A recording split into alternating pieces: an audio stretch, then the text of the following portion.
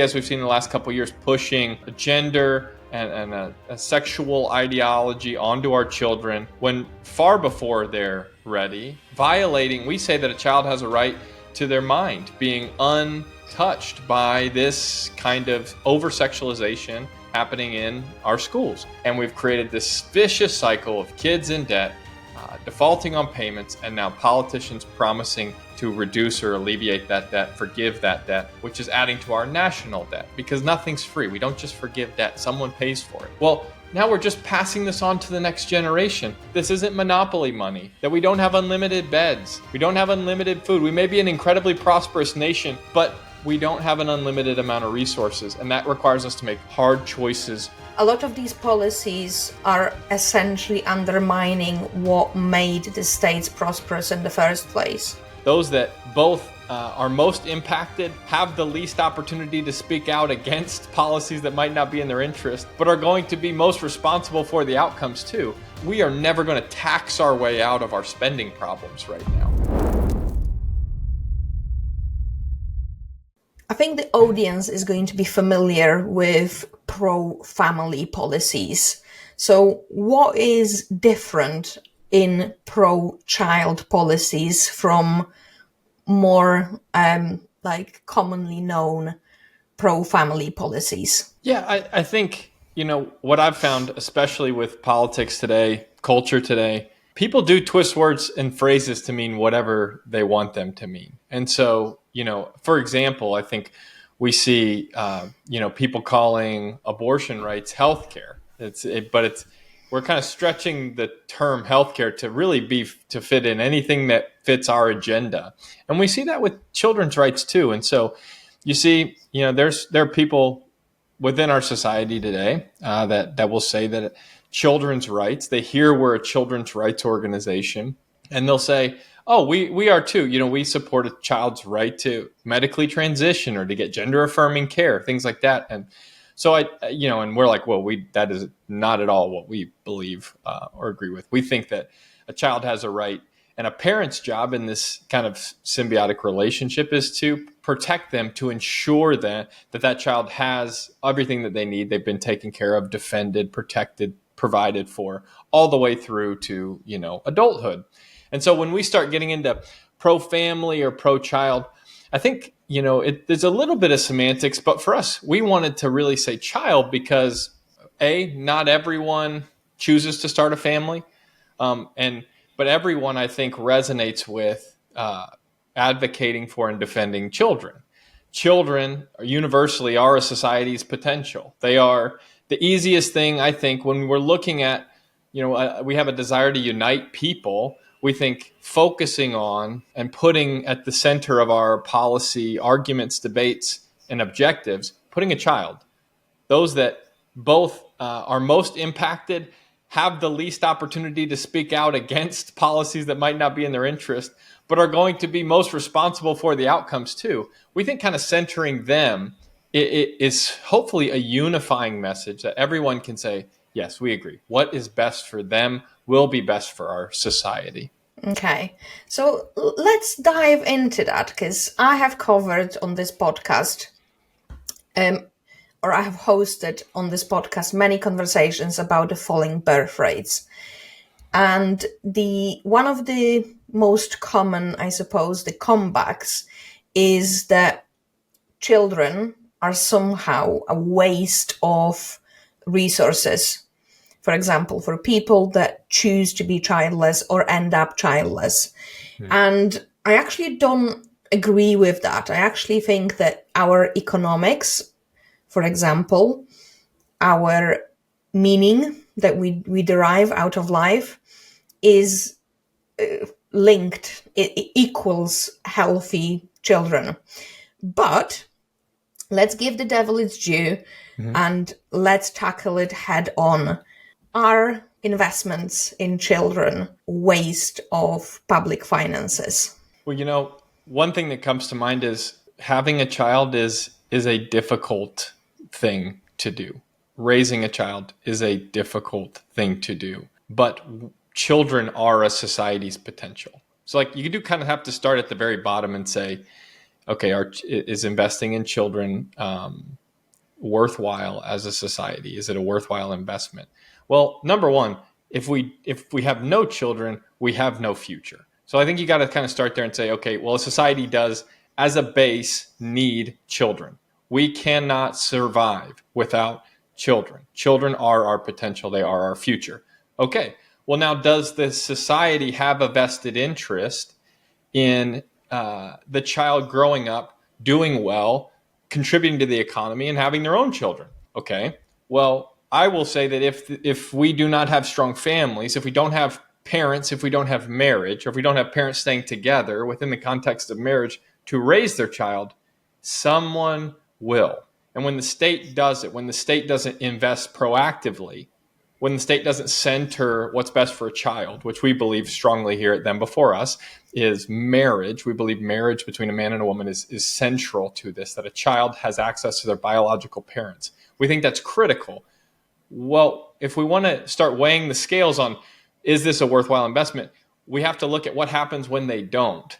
And when societies don't proactively invest in parents, families, marriage, and create a climate and a culture that is pro-family and pro-child, well, what happens is the state has to raise the children, and the children do not do well. That you see higher incarceration rates, higher rates of addiction, lower educational outcomes, higher teen suicide. It's very clear. Children need parents, and the state needs to encourage parents to have children so society can continue to prosper. As you were talking about it, I think the good example that came to mind is for the people that believe that state is indeed the best entity to raise our children, let's look at the priority of I would say about 99% of the governments during the pandemic. And let's see where the priorities lie there, because I think words are cheaper than actions, and actions during the pandemic spoke quite loudly about where the priorities were. Oh, yes. I mean, look, we write in Pro Child Politics, which is coming out in September. You can get a copy. The whole point of the book is to center, again, in every decision, what is best for children. And education, specifically education during the pandemic, is a perfect example of what happens when we don't do that. Now, were there some cases, some states, yes. And there are heroic teachers out there who desperately wanted to stay in school and to educate children. Why? Because they recognized that the best thing for a child was not to be on their own, as they knew the children would be. Again, my wife's a nurse. She went to work all through the pandemic. We recognized as a society that there is cost to sending our doctors and nurses into the hospital, the risk of transmission. But we knew that the danger of not having them do that was too high, so we absorbed the cost. We said it was worth the risk. Education, we looked and we made that same calculation, and unfortunately we said that it is worth children, often poor children, not children with resources, because children with resources formed little small groups, hired private tutors, and did this on their own.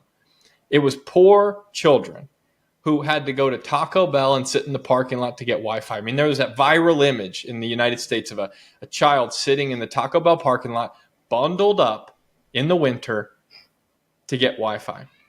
And I would say, our book would say, we need to push in these situations, push on this risk cost analysis, cost benefit analysis, and say, you know what? It is best for kids to stay in school because now we have seen the consequences of that, which is low educational attainment for probably a generation, which is so unfortunate. But so what got in the way of that? What kind of messed up this cost benefit analysis? And the answer was adult desires. I mean, we had, again, some heroic teachers who recognized the cost and were willing to put themselves in harm's way as a duty to this nation's students. They said it's worth it. We go back, we mask, we do our best, but the alternative is too great. We cannot have a whole generation of readers be behind because of this pandemic. But there was another interest that said, this is our moment to leverage to get our schools capital upgrades, to get better pay. And we saw in the United States, we saw several times these unions that would push to call school reopenings racist or misogynistic, anything they could do to keep kids out of school, even when some of their teachers were saying, this is wrong and we don't like this. So I would say we should have been able to center the child in that discussion. We should have had heroic adults stepping up and saying, we're going back no matter what. I think when you mentioned about centering a child in the discussions, I mean, I'm trying to scrape any policy that Western governments are currently considering or putting into action that does that. Like, can you actually name some that you actually know are doing the right thing in terms of actually centering kids around their policies? And let's sort of start with the bigger Western countries, just so we've got like a better understanding of the life and the politic sort of situation in those countries. Man, that's a tough one, because it definitely doesn't feel like culture is shifting that way towards countries that are doing a good job. Although we have seen a few nations incentivizing. Again, some of this is at the point where they're getting a little nervous about their birth rates, where they've begun to incentivize with tax credits, parents to have more children, to try to ease the burden. Because again, we've experienced really high inflation, and we understand it is a sacrifice to have children. It is hard. It is long hours. It is difficult, but it is also a source of meaning and purpose for the rest of your life. It is worth the incredible. I have a 3, 6, and 1-year-old. It's a lot of sleepless nights. It's hard. I get it, but we do have to have governments that enshrine in law or incentivize through law these credits to say, we know it's hard. We'll help you get over the hump economically, because we know it's worth it, not only for our society, but for you personally.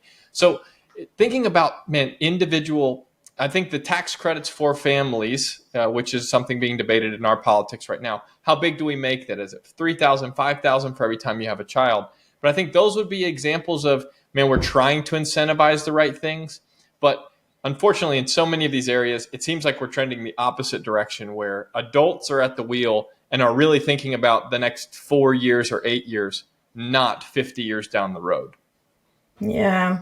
The short-term thinking in politics right now seems to be really short-sighted, but that's what we seem to be doing currently. So let's actually dive into the taxes, right?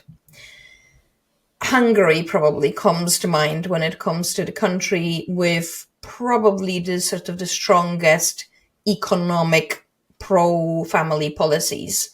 And they have achieved some amazing things, even though the birth rates are not at the replacement level yet.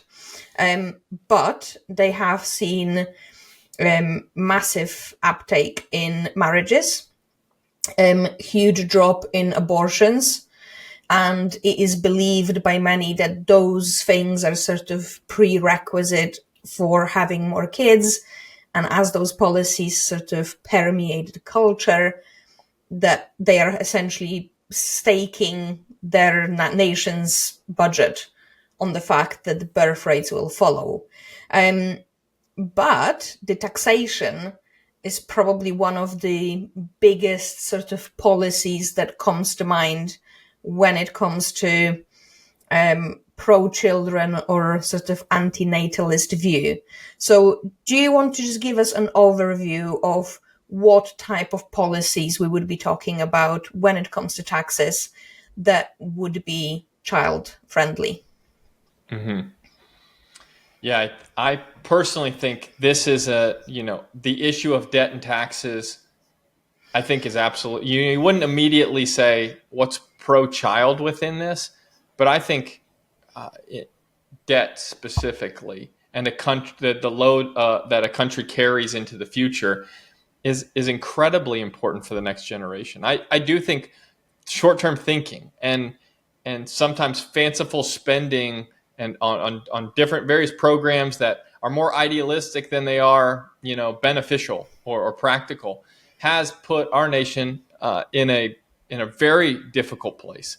And again, we're almost thinking in 4 and 8 year terms. What is going to look good? What's going to? I mean, student loan forgiveness is something that's really all over the news right now in the United States, and that's a good example of really short-term thinking. We've got this broken system that's saddling young kids.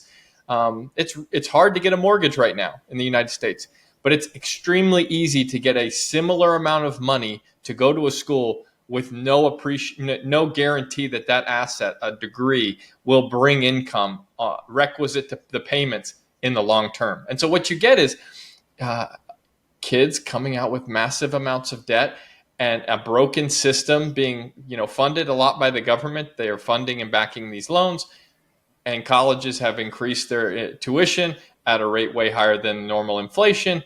And we've created this vicious cycle of kids in debt, defaulting on payments, and now politicians promising to reduce or alleviate that debt, forgive that debt, which is adding to our national debt, because nothing's free. We don't just forgive debt. Someone pays for it.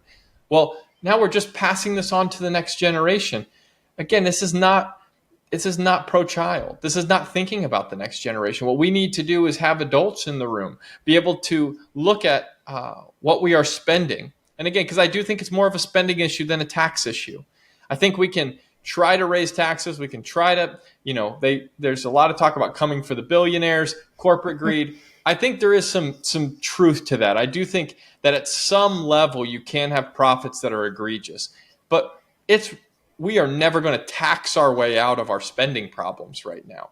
We have to look and say, whether it's on social entitlement or the military, are we really in a place? Because we can't have our cake and eat it too. We have a limited amount of money, and our debt will get too big to service. And eventually we will spend an inordinate amount of money just servicing our debt with our national budget every single year. We have to, that mindset forces you to make decisions, again, that won't benefit you in the short term. But if you were taking a 50-year view of this thing, you would say, man, our spending is out of control and we need to reduce that. So that's where I would go with that. Is I think you in the case of the United States, you can think about taxes, but I think our challenge will be in the spending. I think the spending, especially on the national level, it's one of these rubrics on a spreadsheet that the public is largely unaware of. We see the services provided by the government, the help that is being dished out, for example, during the pandemic, in various policies that, might warm up your heart normally. Thinking about how, altruistic you are as a nation, but quite often that spend is not actually seen in terms of what it's doing. And if you look at the national debts, States, UK, most of the Western countries are probably in the same boat.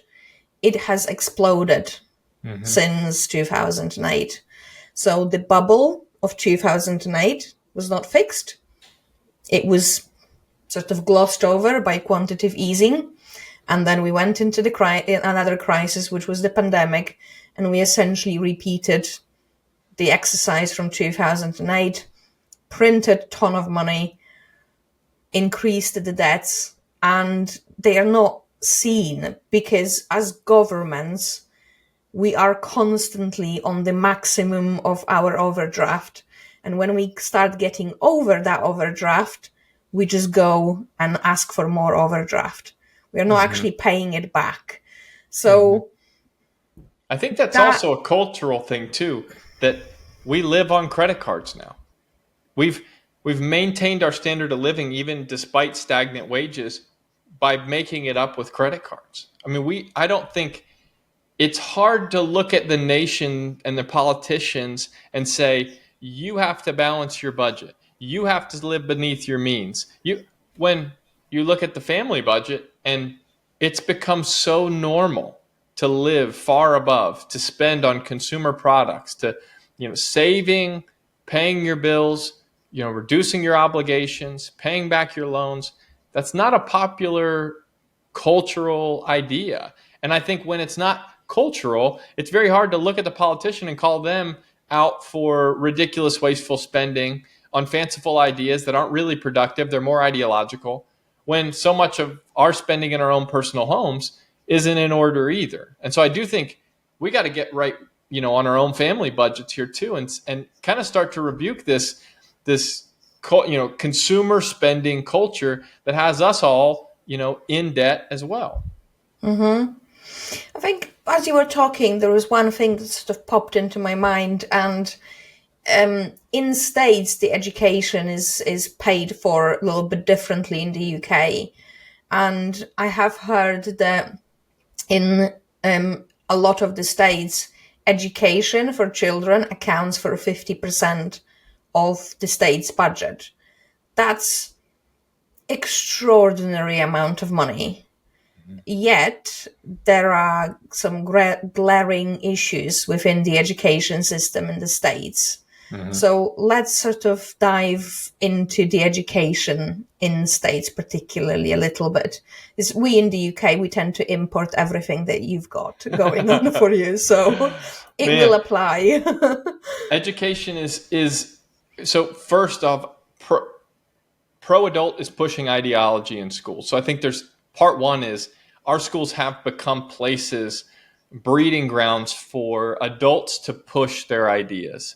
And which is why in the United States, when that has become, so prominent in public schools, you've seen adults who are interested in a different set of values pushing their kids to private schools.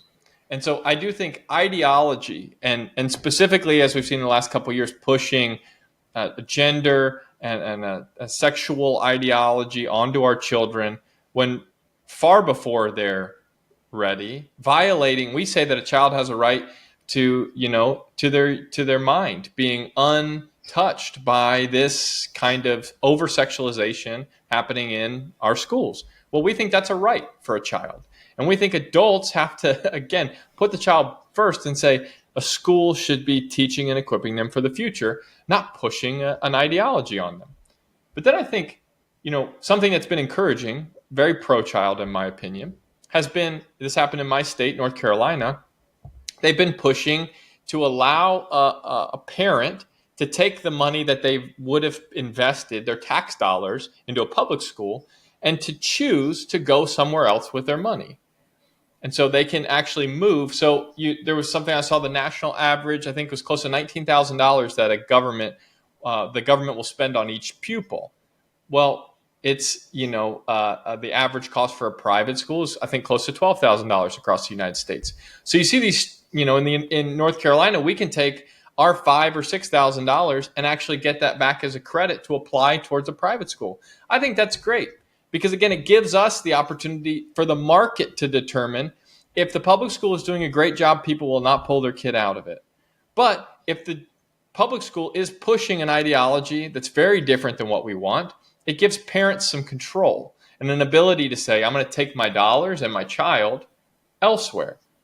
And it gives feedback then to the school and an opportunity to hold them accountable. I think that's extremely pro-child, and that has been great for our state. I love that policy. I'm highly jealous right now. Our public schools or our private schools are under somewhat of the attack by the current government.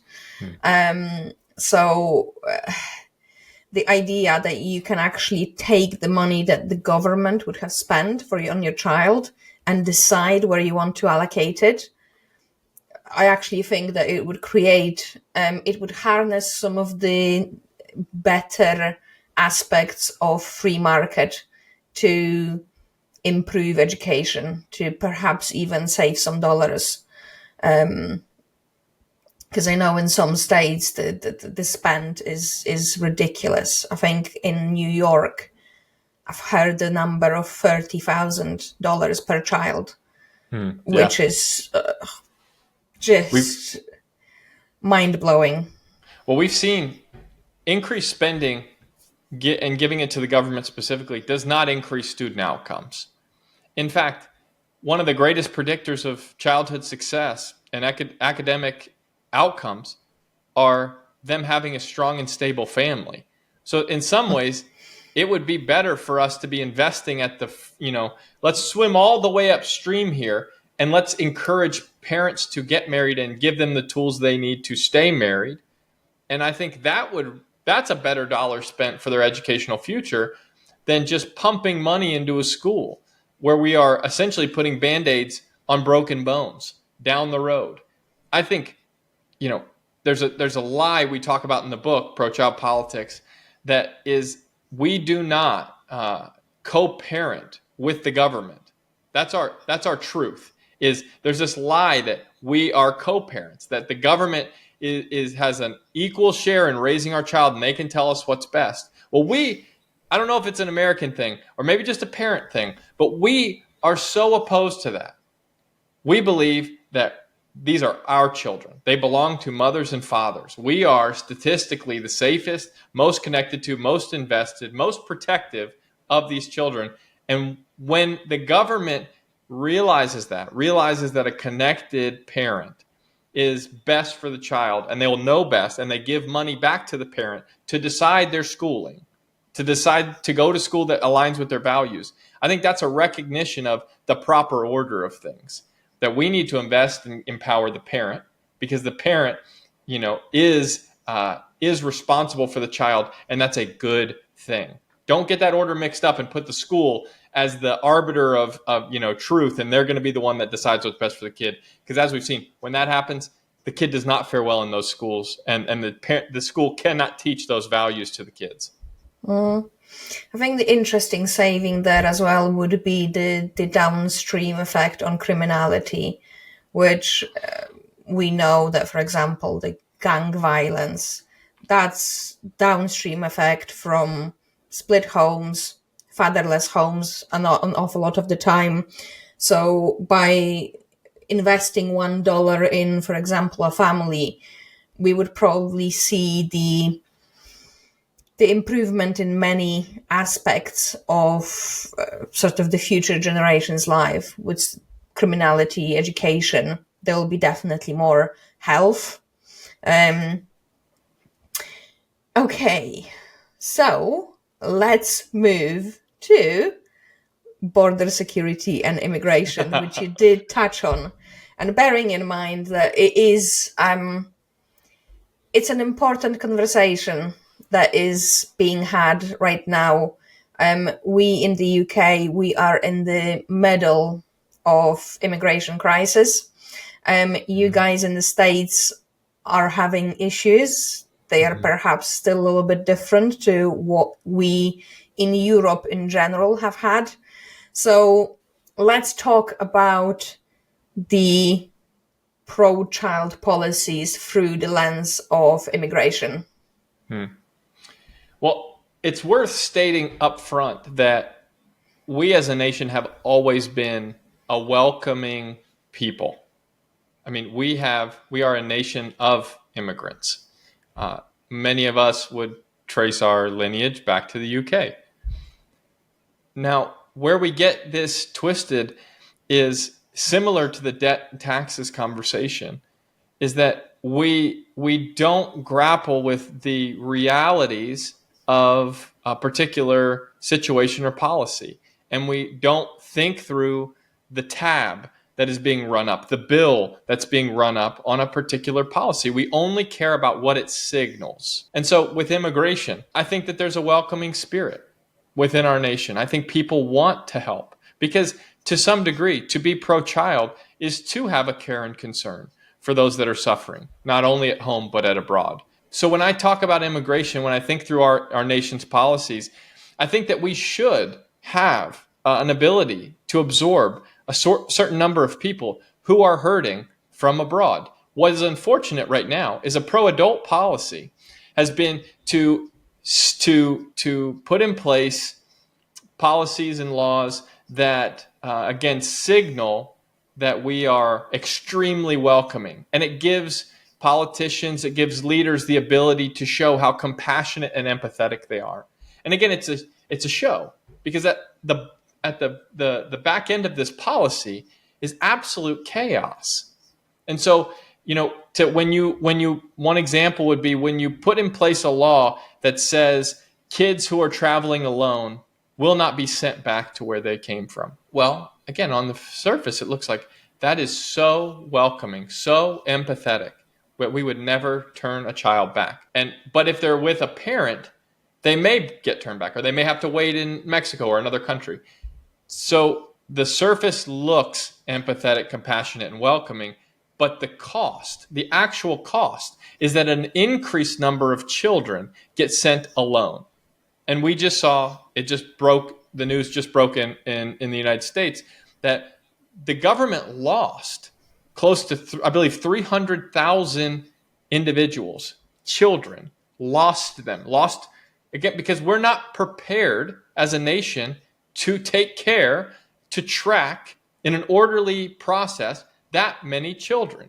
And so what happens to those children? Again, what was the cost of what seemed like an empathetic, compassionate, and welcoming policy? Because it's not about intention. It's about direction. Where did we actually go with that policy? Not where did you hope to go? Not what did you hope to signal? It was what actually was the cost. Where did it actually end up? And what it ended up doing was losing children. They can't be tracked. And many of them get trafficked. They end up in situations with people who want to take advantage of them.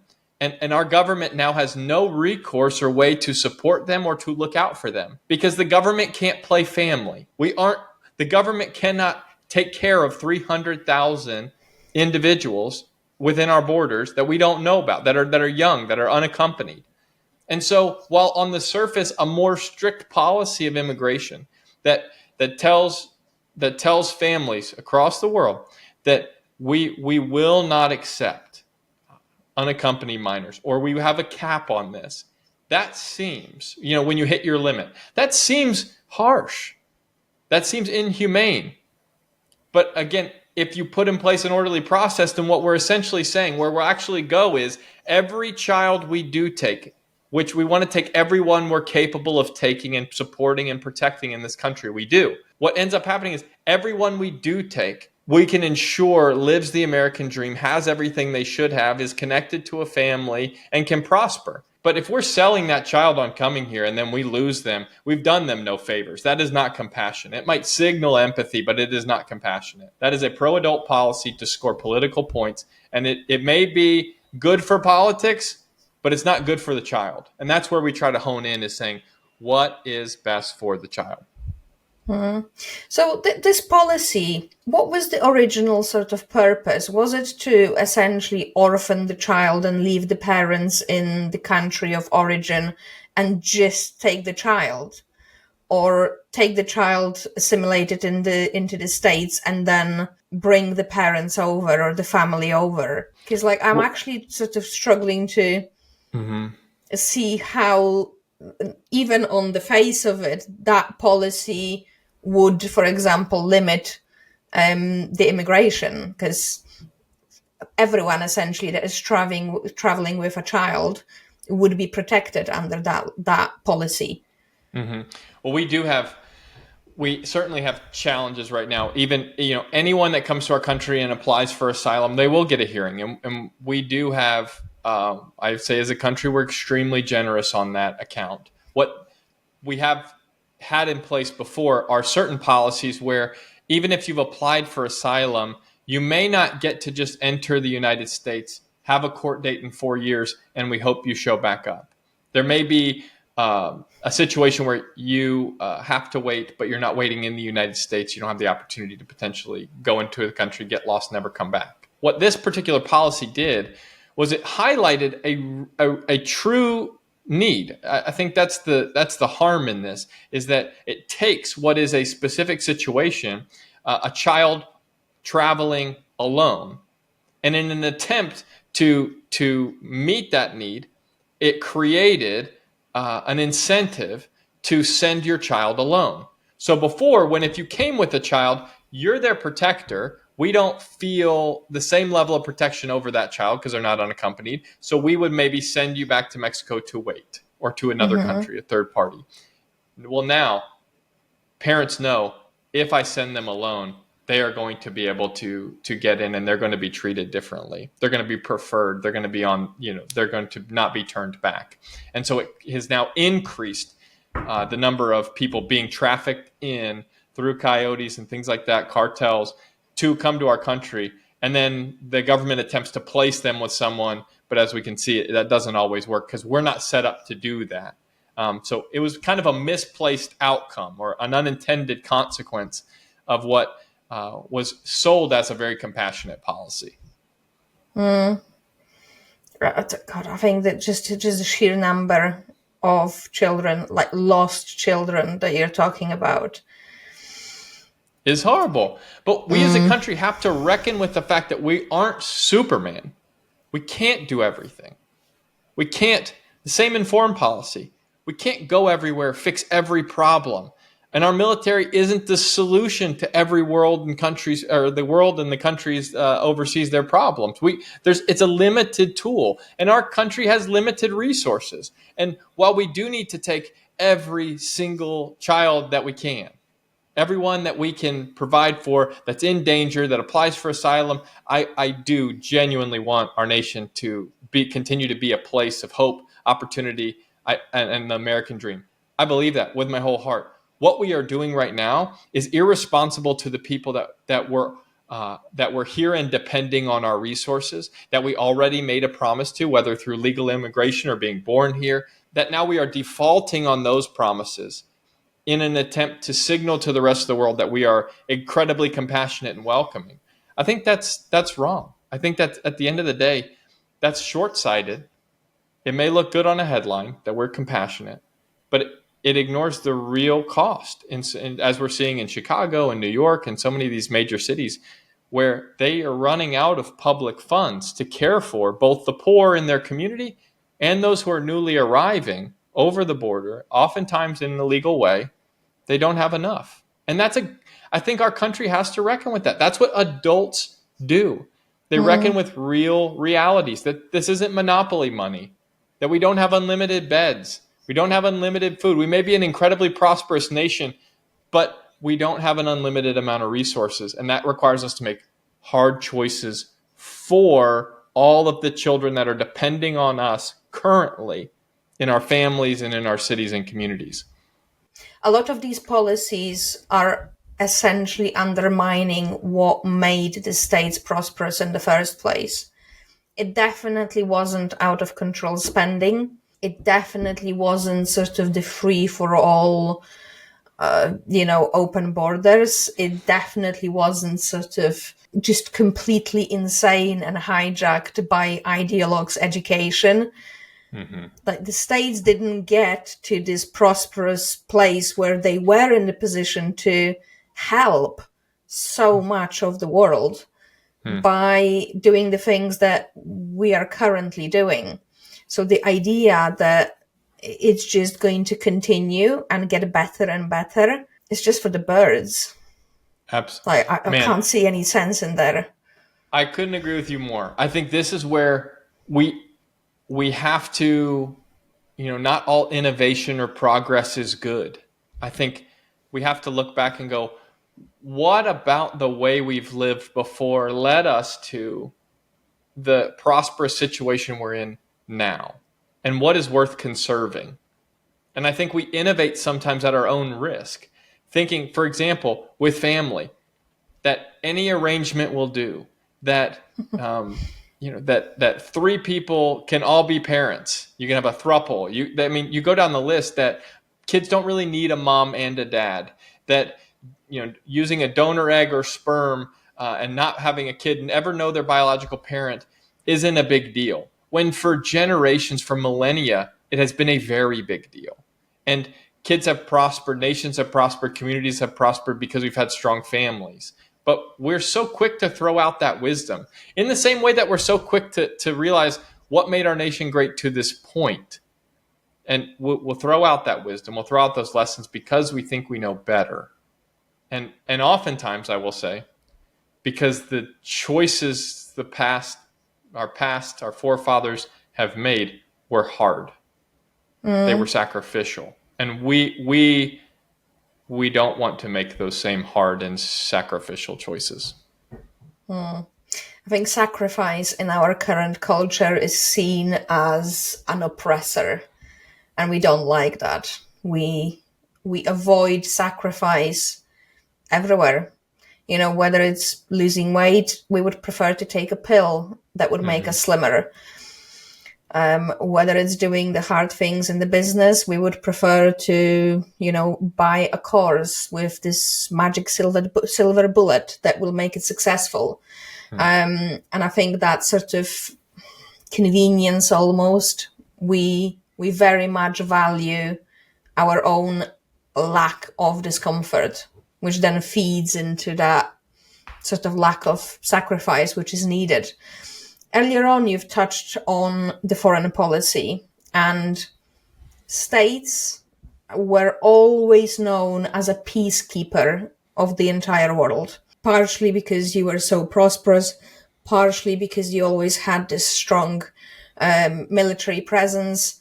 Now, obviously, right now, we've got the two conflicts that the states are involved in and are helping. And we can already see that there is this tension between wanting to help and not wanting to jeopardize your own country in the process. So how do you think about the foreign policy through the lens of pro-child policies?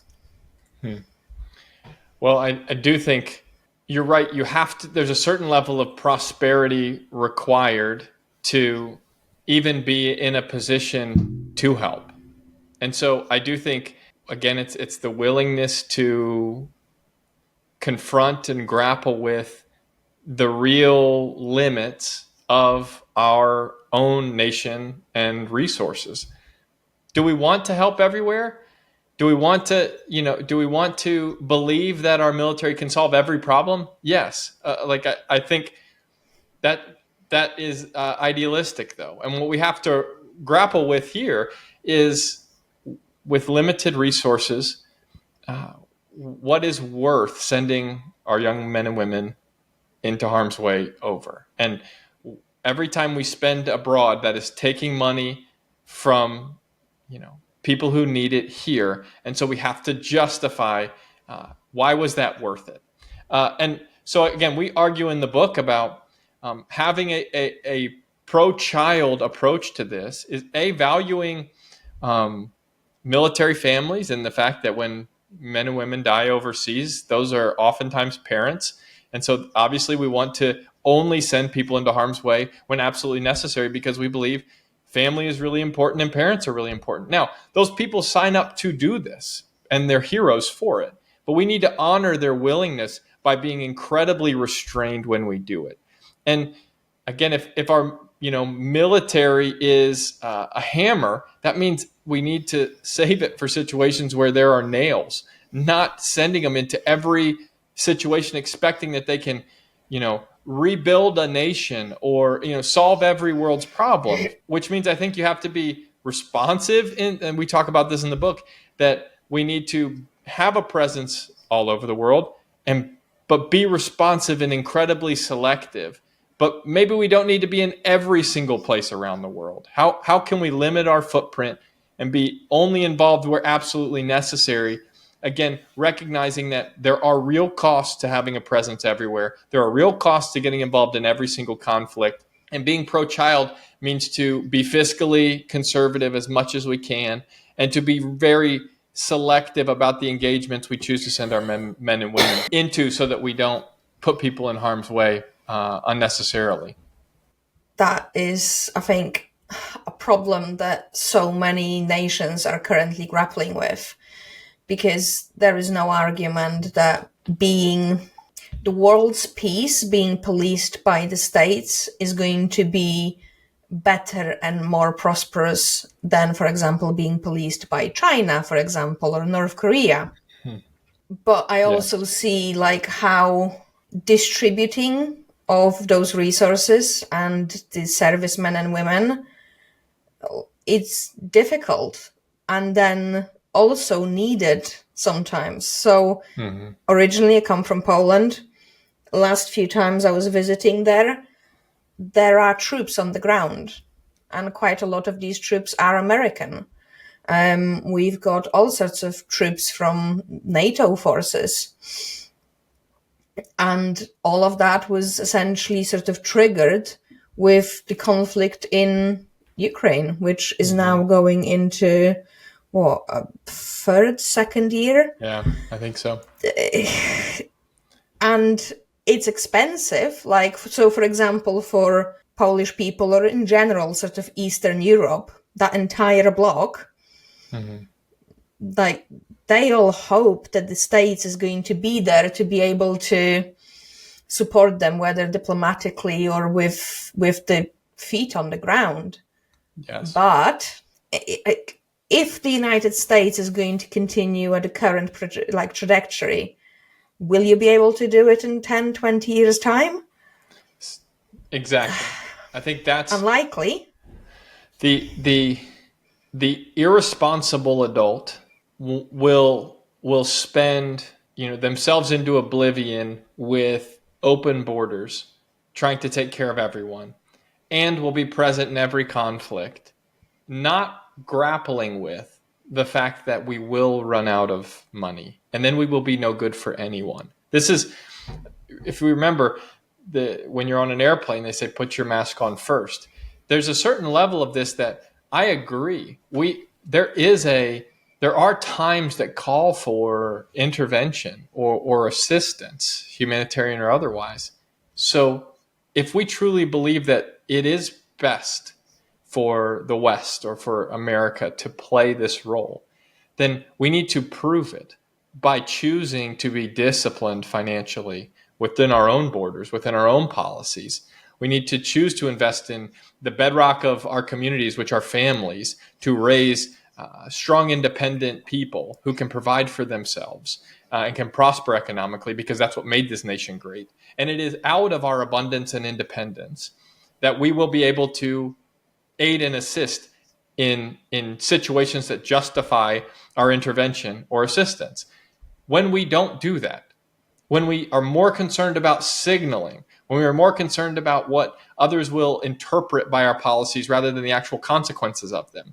Again, when we're thinking 2, 4, and 8 years at a time, not about the next generation that has to inherit the consequences of our policies, then we will not be good for anyone. And so I think this pro-child policy we argue for in the book is calling a generation of adults to sacrifice in a way that makes ourselves available. When you talk about foreign policy, that makes ourselves available to do and be a beacon of freedom and hope, to help. But we can't live in a fantasy world and say we can have all these policies right now, all these pro-adult policies right now, and pretend like the money's never going to run out, or that we have unlimited resources, or that the bill will never come due, because that's a fantasy. And adults don't get to live in fantasy land. Responsible adults have to grapple with hard truths and make sacrificial choices. I think grappling with the hard truths is something that we're just not doing across all aspects of life, and that includes the culture. So earlier on we touched on education, but there is so many huge issues that are facing our children that we haven't been faced when we were growing up, and one of them being pornography. So let's talk about that. And I'll first sort of start by a personal question on, do you actually think it's feasible to just get rid of pornography and sort of ban it completely? Well, I think the pro-adult perspective always argues that it's free speech and you cannot infringe on it. And I would say, there has to be, for the sake of our children, some adults in the room to talk about the impact on children and society when this type of this exploitative industry is widely available with absolutely no control. And we have ID verification laws that are picking up steam in the United States that says, at the very least, we're going to require you to prove your age before accessing this content. Never mind the bottom of the barrel, which is get this stuff out of schools. That's the bottom of the barrel. But I do think you cannot ban it completely. I think you can, you cannot ban it completely. I think that there is an element of free expression for adults where they get to do what they want. It doesn't mean we agree with it personally or think that it's good for society. But what we can do is again, be rational about this and say, this is not about adults getting free access to express themselves however they want, whether it's at a parade or in a story hour with a drag queen or putting it into a school library. We got to say the children need to come first in this. They are the defenseless one who has to live with the consequence and can't speak up for themselves. And so what are the policies we can put in place, like ID verification laws, that will ensure that the child isn't unnecessarily exposed to this type of really harmful content, at a very young age. And so that would be my argument is, while I don't think within the context of our nation we can ban all forms of that speech, I do think, man, there's absolutely common sense regulations that no responsible adult would oppose, like an ID verification law. Suppose ton of low-hanging fruits to go after before trying to sort of chop the tree. Yeah, especially, we can also crack down on the amount of trafficking that's present within pornography. There's I've read different studies saying that 1 in 3 or 1 in 4 women that appear in pornographic material is actually there against their will or in some sort of coerced situation. And so, or these horrific stories about people who are actually having their assaults or their rapes uploaded without much recourse to actually sue or get these things removed, because the people that upload them are also doing so under a pseudonym or not having to verify their identity. So I think we can add some accountability to that too and say, hey, even if we don't publish who the name of the uploader is, that the porn company is accountable to knowing who has uploaded. And if they have uploaded content like this, then they are accountable and liable for how harmful that can be. I mean, that's just an absolute nightmare. Okay, so in terms of, I think sort of just going back briefly to pornography, what are the real impacts that we, for example, know that it's having? Because I think, again, if I was trying to provide like the strongest steelman of the argument of people that would be pro keeping the pornography as it is that it's always been there, whether in magazines, the sort of the erotic content has been around for millennia. So why is it now that we are trying to, that we suddenly decided that somehow it harms the children? Well, I do think scale and accessibility from our smartphones has made this almost an unlimited supply for anyone willing to access it or wanting to access it. We know that when kids access pornography or pornographic materials, it will damage a child's understanding of what is a healthy relationship. Not to mention the exploitation and violence against women, and there's that whole side to go to. But speaking just to the actual psychological effects, you're going to see escalated violent behavior in children through the normalization of this, watching these videos. You're going to see them develop unrealistic expectations of their sexual life for later in their relationships and marriages. They're going to develop unhealthy addictions to this stuff.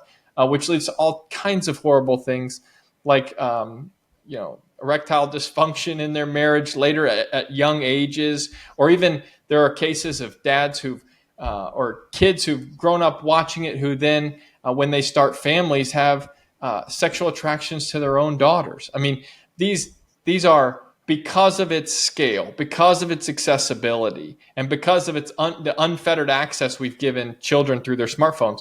I think we don't even know the extent to the harm that we're going to cause, because we're just entering the first generations who grew up with this technology, which is why I think it's incumbent on adults to say, yes, it's always existed. We understand that, but that doesn't mean that we have to have it accessible to kids. We can limit that. What I love about the book is that you've actually taken many experts in completely different fields and you brought together a very comprehensive overview of all the challenges that face us, which, I'm not going to lie, can seem quite depressing at times because we do have challenges, but at the same time, it feels doable with the policies and the solutions that you propose in the books. And none of it actually feels like it's outside our reach, especially with a little bit of innovation and with a little bit of will behind that. So tell us a little bit more about the book. When exactly is it coming out, and where can people find more about you and the work that Them Before Us are doing? Certainly. Them Before Us is the organization. I'm the executive director.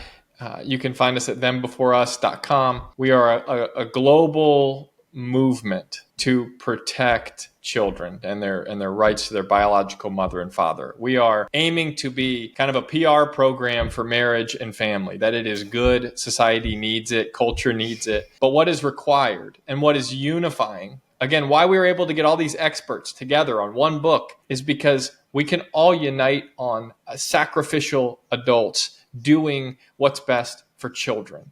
That is, we all have a concern and care for those who are the most defenseless in our society, the ones who have the least ability to speak up, but are going to be most responsible for our choices. We can all unite around taking a sacrificial attitude to do what's best for them, which is why so many people wanted to sign on to this project. So the book comes out September 24th. We hope you'll read it. And if you walk away with one thing, you can get it, Pro-Child Politics, at Amazon, any bookseller you want.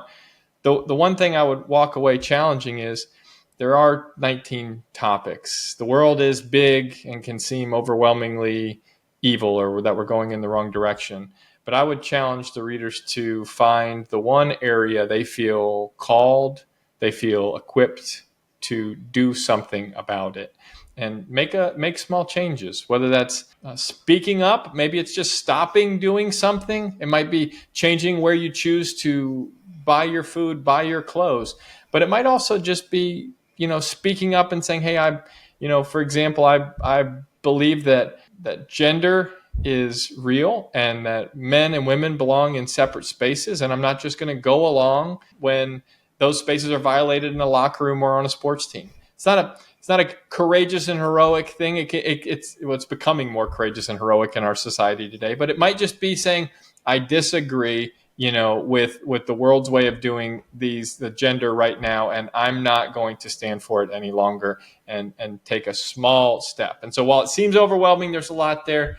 I think finding the one place that you feel equipped and try to make just small steps, small changes, and together with a lot of sacrificial adults, I think we can make some change. It would be nice to think that our MPs and local politicians are actually going to pick up that book and read it. I might actually send a few copies to a few of them. We'd appreciate that. Okay, well, Josh, it's been lovely talking to you. I'm so appreciative of your work and of your time.